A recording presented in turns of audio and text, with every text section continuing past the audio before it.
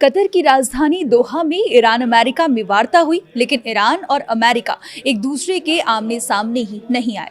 वार्ता का मुद्दा वही समझौता था जो 17 जून को दोनों देशों के बीच हुआ था।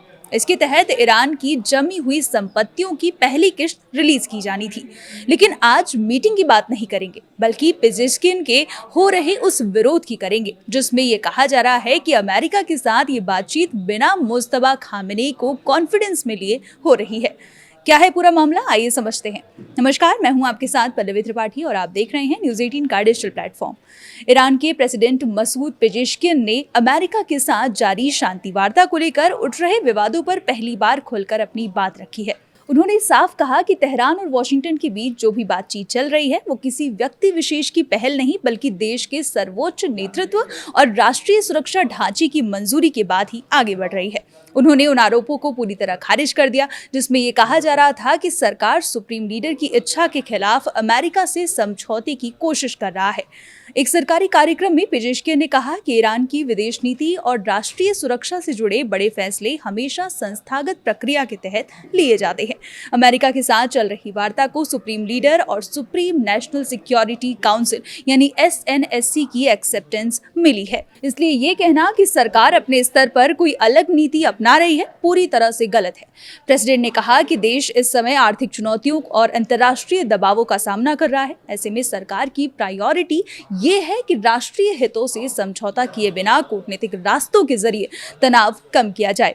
उन्होंने कहा कि बातचीत का मतलब झुकना नहीं, बल्कि ईरानी जनता के हितों की रक्षा करना और देश की आर्थिक स्थिति को मजबूत बनाना है। पेजेश्किन ने अपने खिलाफ बोलने वालों को भी जवाब दिया है और कहा है कि कुछ राजनीतिक समूह ये प्रचार कर रहे हैं कि सरकार अमेरिका के साथ सीक्रेट समझौते कर रही है। सच्चाई ये है कि हर अहम कदम संवैधानिक व्यवस्था के हिसाब से उठाया जा रहा है। उन्होंने लोगों से अफवाहों पर ध्यान न देने और आधिकारिक जानकारी पर भरोसा करने की अपील की। हुआ यूं कि हाल के दिनों में ईरान के कुछ कट्टरपंथी धड़ों ने अमेरिका के साथ वार्ता का विरोध किया है। उनका आरोप है कि इस प्रक्रिया से ईरान की रणनीतिक स्थिति कमजोर हो सकती है। वहीं सरकार का कहना है कि कूटनीति और संवाद के जरिए आर्थिक प्रतिबंधों के प्रभाव को कम किया जा सकता है और क्षेत्रीय तनाव घटाने की दिशा में भी प्रगति संभव है। मीडिया रिपोर्ट्स के अनुसार कतर की मध्यस्थता में अमेरिका और ईरान के बीच समुद्री सुरक्षा प्रतिबंधों से जुड़े मुद्दों और कुछ तकनीकी विषयों पर चर्चा हुई है, लेकिन दोनों पक्षों के बीच अभी किसी समझौते की घोषणा नहीं हुई है। सिर्फ बातचीत जारी रखने पर सहमति बनी है।